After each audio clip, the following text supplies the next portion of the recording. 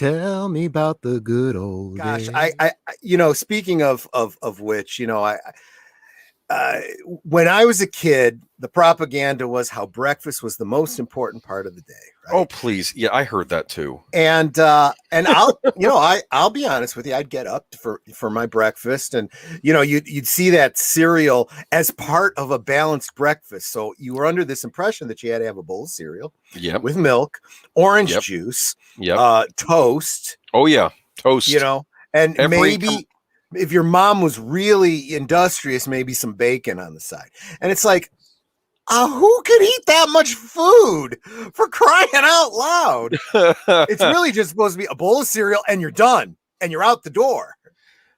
Every commercial for these old cereals, it's like part of a balanced breakfast and toast. Why is toast such a huge deal? Which makes no sense, because all it is more carbohydrates and fat, which you're also already getting from the milk and cereal. That's what those are. You know why I think they're always in those commercials? I think it's because it's something that a kid can make. Well, you could put 2 pieces of toast in the toaster, they pop up, and then you rub the butter on it, and there you're all set. And you don't have to cook the bacon, eggs, set the house on fire. So were you like a cereal kind of guy? You liked cereal in the morning? I did. I mean, I don't know how much of it I ate before school or anything like that, because I'm getting up for school. I'm not thinking about breakfast. I'm thinking about, I have to go to school today. But I would eat cereal even at any time of day. And I was we had some weird cereals growing up. I used to get them half the time for the toy inside. Mm-hmm. That was a big deal. I think they're still doing that with certain cereals. I'm not positive. I know that with I think the best thing I ever got were the Garfield pencil toppers. Do you remember those? Nope. No, because we're a bit of a few years between us. The Garfield pencil toppers, I believe they came in Fruit Loops. And it was Odie or Garfield, and they actually had like little pieces. They moved around, like you could like move the tail, and his eyes would go back and forth and stuff. It was kind of neat. Okay, sounds just loopy enough to be cool. Yeah, well, it's like a Happy Meal toy. You're not getting like an actual toy. You're getting like something weird. Okay, it was neat, and but I remember too. There are weird cereals based on popular culture properties that they would come out, then they would disappear. Yeah, and that's unfortunate if you really like that cereal, right? Sometimes they were good. Sometimes they were actually good cereals that were based on these properties. I don't know what kind of cereals you liked. When it came to having breakfast, I wasn't into the sugary cereals. Honestly. I liked Cheerios, Rice Krispies, and Rice Chex. Those were my 3 standards. The first... I'm so sorry. and none of those. I didn't care for Fruity Pebbles. I didn't care for Cocoa Pebbles. I didn't care for honey. I even tried the honey nut Cheerios. Didn't care for those. What? Okay? They're still around. I get those. Plain Cheerios. But I did the first sugar cereal that I tried, because it looked good in the commercial. Right. Was Cookie Crisp cereal. Okay. Now, first, it was very sweet, so I didn't take to it too well. I was also, when you're young, you tend to be getting sick more often because you haven't built up an immunity yet. Oh, yeah. And I just happened to get the flu just when I tried this cereal, and I associated the two. I got sick. I threw up, didn't go to school that day, never touched the Cookie Crisp cereal again. My mother ended up throwing them out. I associated with getting sick, so never had the Cookie Crisp again. And it was a lot of years before I went and I tried another sugary cereal. Okay. That was just me. So you never tried any of the theme cereals based on movies? Not until late in the 80s. Okay. So there was one cereal that I got and actually really liked. And it was a sugary cereal. It was it was early 80s. I think it was 81. This was around the time of Pac-Man and video games were just starting to get popular.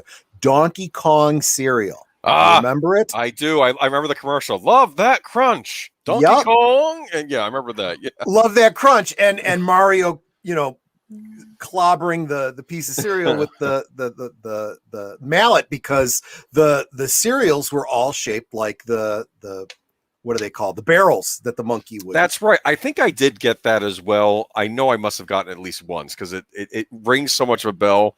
It's like an implanted memory. So I must have bought it at least once. Okay, yeah. Or had my parents get it for me, obviously. But I never, this is interesting. I never actually ate it for breakfast, though. Really? I always ate it as a snack at night. Yeah, well, yeah, that's how I would eat a lot of my cereal, too. Oh, okay. I see. Yeah, Big Al's bringing up this one. I'm going to mention this one next. C-3POs. Yeah.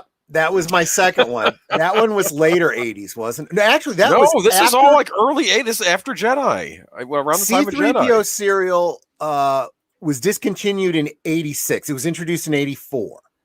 So it was, I guess it was mid 80s. Oh. This was actually after Jedi, right? Because 84, wasn't that like 2 years or a year? No, that was a year after Return of the Jedi. Yeah, I think so. Yeah, yep. It might have been a year after, and you're like, "Wow, Star Wars is back!" Star Wars, yeah. And like, I remember I wanted to get all of the trading cards that came in them. That's right. You got trading cards in there. Yeah. Well, they had trading cards. Apparently, they also had like some kind of plastic Rebel rockets. They had masks on the back. I remember having a Chewbacca mask. The Luke Skywalker mask looks eerily like Mark Hamill. I mean, it's, that like the artwork that like the style that you'd see on the cover of a Mad magazine. So it really looks like him, but just cartoonish enough to be off. But apparently I read somewhere that they also had deals for like mail away to Kenner for action figures, but I don't remember any of that. I'm trying to remember if I did that or not. I remember mailing away for the Emperor, but that was through the that was all through the regular, action figure, proof of purchase thing. I don't remember Kellogg's C-3POs, but apparently that's the case because I'm actually looking right now at the article on Cereal Graveyard Wiki. There is such a thing. Look it up. Oh, Rosefire brings up there was a cereal based on the Swedish chef from the Muppets. I remember that. She says, we begged my mom to buy it, only 2 bites taste terrible. I didn't hate it, but I didn't buy it often. It's not, you notice how that one didn't spring to my head. But someone else brought up, it was Brian Gilmartin, it was the Nintendo cereal. There was a Nintendo cereal based on the NES, and I remember the stupid commercial for it, and it was like, Nintendo, it's for breakfast cereal. Nintendo, it's a cereal. Wow, and it came with, it's like the Nintendo cereal system, and it came with 2 bags. One was for Mario, the other was for Zelda. Okay, and like they were different flavored. You understand? Wow. And it came with hints for the games inside the box. I only bought it once. I didn't care that much for it. But a cereal that I loved though was the Batman cereal. When the 89 movie came out. Did you try that at all? I didn't. I remember it being on the shelf, though, yeah. That was actually a good cereal. It was like a sweet corn cereal, and it was actually very good. And I was a little upset that it didn't get repurposed into something else, or maybe they could have released it again when Batman Returns came out. I almost feel like they should just, all of these cereals, they should all be the same cereal. And you just change the shape. You just punch them out in different shapes and rebrand them with whatever you're trying to promote. Well, let me tell you, that happened with the Teenage Mutant Ninja Turtles cereal. Okay. Were they shaped like turtles? They were shaped like turtles and like Bebop and Rocksteady, and they had Chex pieces, but they called them Ninja Nets. Do you understand? Uh-huh. And I really loved the Teenage Mutant Ninja Turtle cereal. After eating a bowl, your teeth would hurt a little. Oh, that's how much sugar. Like the actual Chex pieces were coated in sugar. I get a little worried about the shape of some of these cereals. I remember I think it was it a Robin Hood cereal or something that had little arrow shapes in the cereal, and they did not look like arrows. It could have been a novelty themed cereal sold in adult shops. Anyways. Yes, exactly. Because I want to tell you that the turtle cereal disappeared, went off the shelf because the turtles became, they basically weren't as popular anymore, right? But then years later, I see on the store shelf Spider-Man cereal because they had the Spider-Man cartoon on Fox. Sure. And I'm like looking at it and I'm saying, it's the exact same thing as the turtle cereals. Good. And except they call, like, instead of it being like one of, like, Leonardo, it's the Green Goblin marshmallow. Do you understand? It's like, and you I looked on the back of the box. This is the turtle cereal. It's the same exact thing. You're not fooling me, and I still bought it because I liked it. But anyway. That is so funny. Yeah. Speaking of marshmallows in cereals, I know that's a very popular thing. My problem with that is, are they really marshmallows? Because either if they're marshmallows, they're stale because they go in dry and they're still kind of chewy when you add milk to them. Here we go. We're going to get on the marshmallow rant, but I didn't want to address roast fire. What do you like to have for breakfast nowadays? I'll be honest with you, the roast fire. I've never been huge on eating breakfast in the morning. Yeah. It tends to make me want to run to the bathroom if I eat too fast in the morning. So I'm giving TMI, I'm sure. Yeah.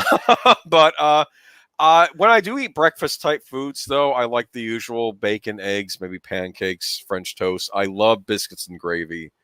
Oh man. Yeah. I've become a late morning, early afternoon brunch kind of guy.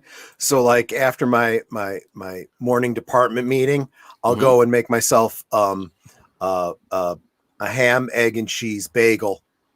And that'll be my breakfast and lunch. Really? Mm-hmm. Okay, so you're doing like a brunch thing then. Yep, exactly. Oh, and I make it as a sandwich, so it's that much easier to eat. Blasphemy! Thou shalt eat breakfast. Well, we'll see. Like I said, oh man, this reminds me of when I was invited to go on a deep sea fishing trip. Should I tell this horror story? I'm interested. I don't know if I want to repeat this horror story. Okay. I'm wondering, though, if it results in you chumming the waters. Yes, it does. Anyway, okay, so we stopped at a Dunkin' Donuts on the way, and it's early in the morning. Like, we got up early to go on this thing, like 4 in the morning or something. And like, I'm like, okay. And I got like some kind of beef soup, right, to eat there. Okay. Big mistake. Do not eat beef stew. And this was the first time I think I'd ever been on the high seas. Okay. Yeah. The real high seas, not the metaphorical ones we talk about. And the boat's going up and down really fast, up and down really fast. And I'm standing there and I'm like, after a while, I'm like, this isn't fun like it was the first few times it was going on. And I'm like, and then, yeah. And then it'd be okay for a little bit, and then yep. And over the side, oh my goodness, seasick. That's what they call seasick, right? Yep. That was not fun. I did catch 30 mackerel that trip, though. That was a special kind of bait.